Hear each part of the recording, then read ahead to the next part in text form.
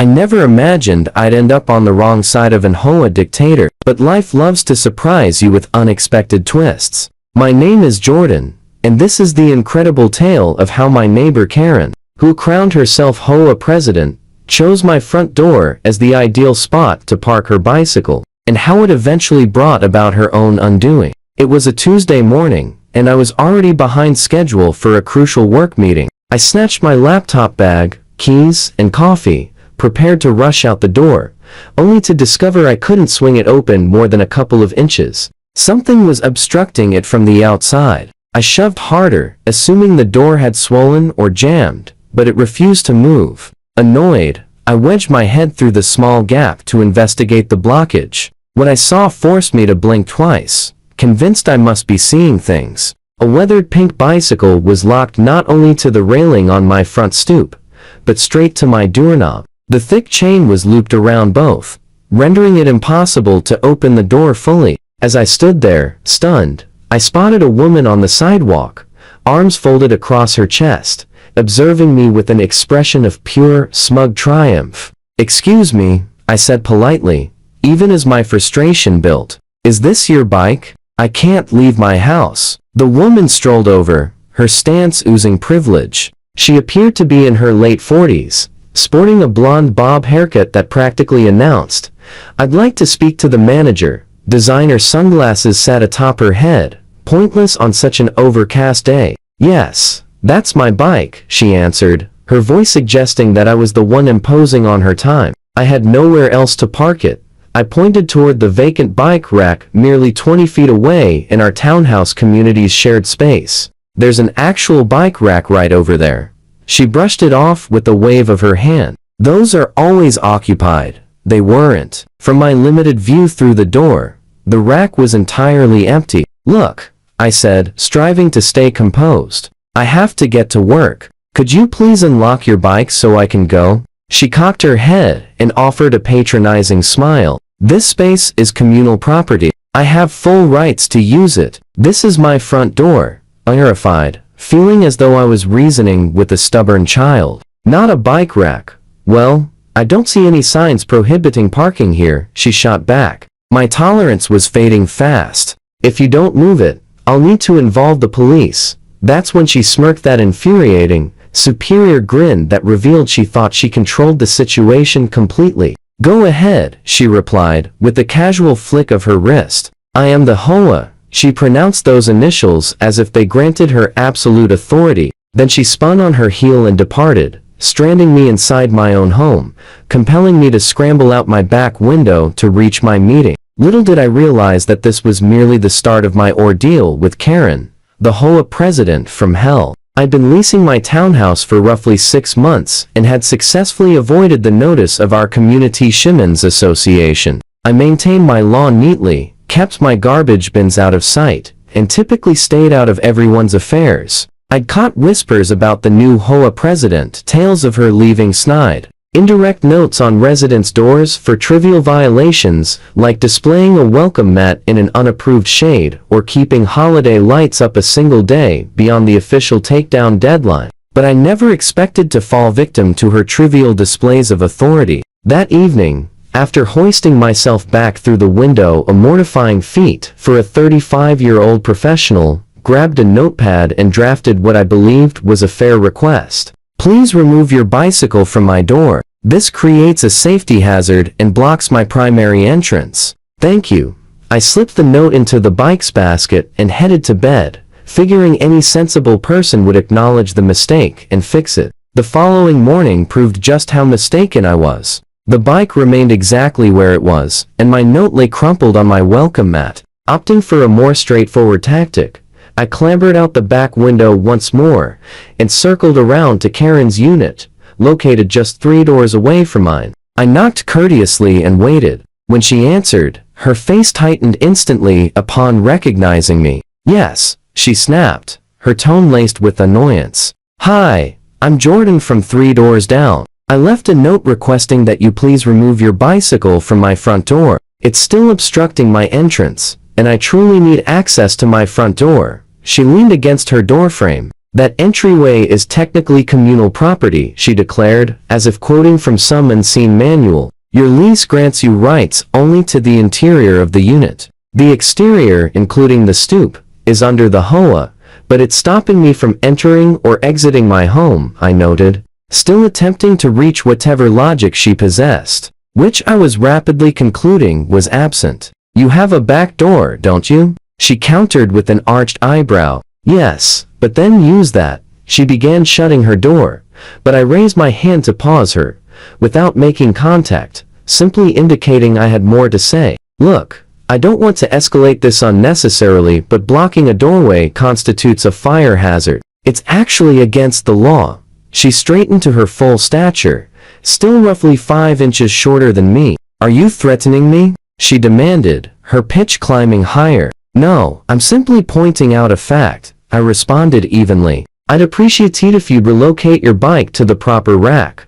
If you touch my property, she warned, pointing sharply at me, I will fine you for tampering with HOA-approved installations. That's a $500 violation, and with that, she slammed her door shut, leaving me gaping in astonishment. Was this truly occurring? Could she legitimately penalize me for freeing my own block door? I wasn't certain, but I hesitated to chance it. I resolved to wait one additional day before taking further action. For 2 more days, I had no choice but to access my home via the back window, scrambling over my kitchen counter like an inept burglar in my own place. Co-workers began commenting on my progressively disheveled look at the office, and admitting that I was window climbing due to a middle-aged woman's bike chained to my front door felt far too ridiculous to confess. On the 3rd day, my limit was reached. Returning from work to see the pink eyesore still secured to my door, I dialed the non-emergency police number.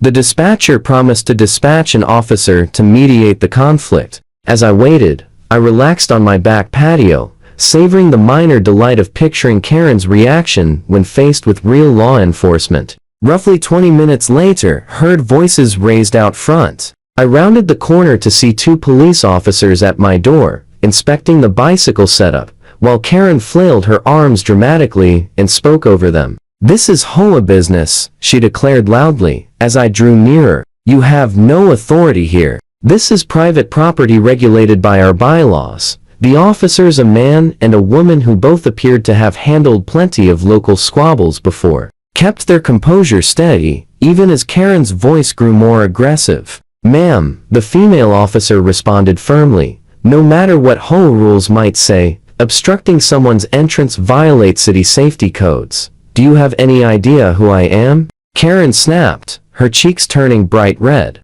I am the president of Thisham Owners Association. I determine what's permitted and what isn't.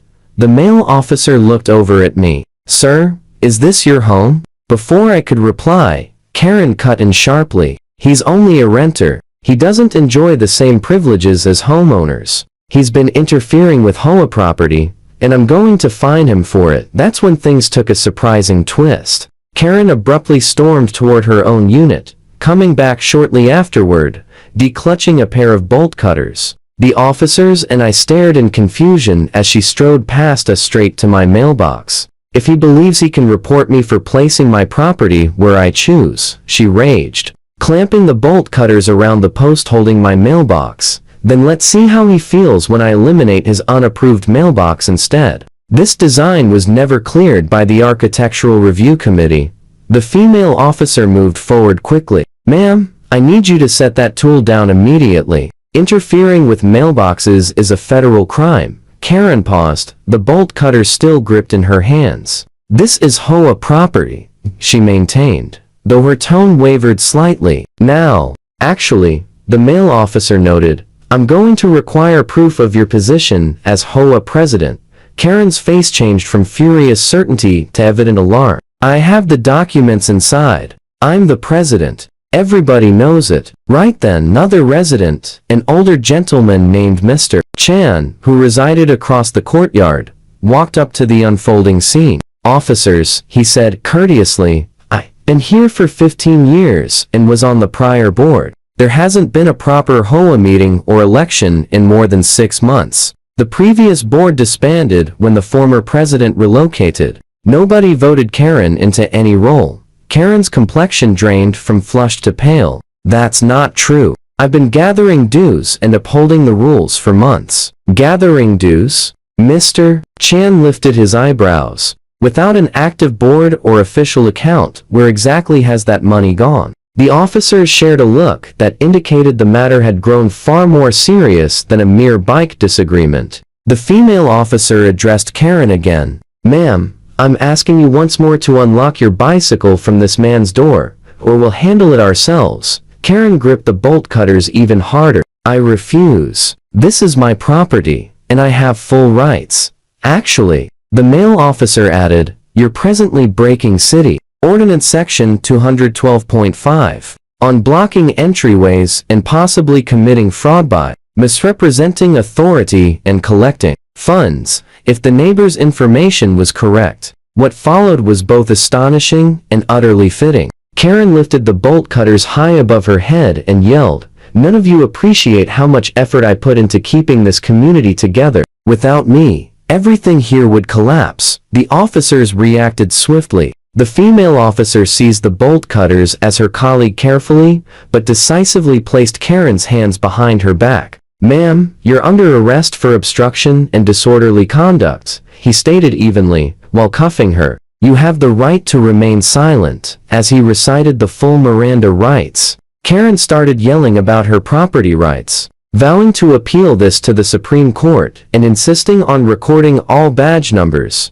The female officer called for their own cutters to free the bike, and soon enough, my entrance was unobstructed at last. Karen was led to the patrol car, still raving about persecution and warning that we'd all live to regret challenging her. As the vehicle pulled away, the residents began stepping out of their homes. Attracted by the noise, Mr. Chan filled everyone in on the events, and an unexpected number of people shared their own encounters with Karen. It emerged that she'd been intimidating the community for months, pretending to hold power she lacked, issuing fines that carried no real weight, and indeed, securing her bike to various porches around the complex whenever it suited her. She justified it with vague references to community access policies that, as we now understood, were entirely fabricated. Within a week, the residents held a proper HOA meeting. A legitimate new board was chosen, with Mr. Chan elected president, and their first unanimous decision was to permanently bar Karen from any future role in the association.